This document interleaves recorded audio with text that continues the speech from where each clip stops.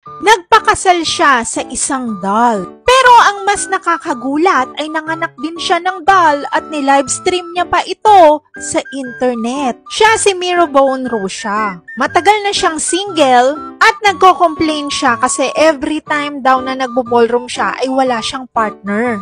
Hanggang isang araw ay nagtahinga ng doll yung mommy niya. Pero hindi sukat akalain ng mommy niya na ma-fall in love siya sa doll na yun. Pinangalanan nga pala niya yung doll niya bilang Marcelo. And after a few months together, nagbuntis siya.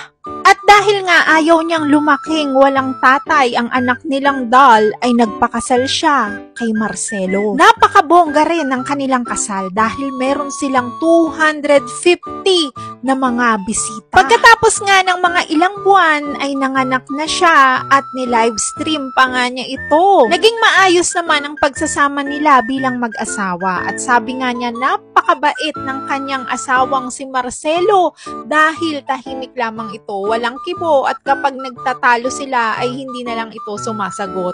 Hindi naman daw babaero si Marcelo, sadyang malapit lamang ang mga girls dito. Kaya naman talagang bantay sarado sa kanya ang asawa niya. Nadagdagan din ang kanilang mga anak. Nagkaroon pa nga sila ng anak na kambal. Kaya naman magiging sobrang busy daw silang mag-asawa at nakafocus lamang sila sa kanilang anak para mapalaki nila ito ng maayos.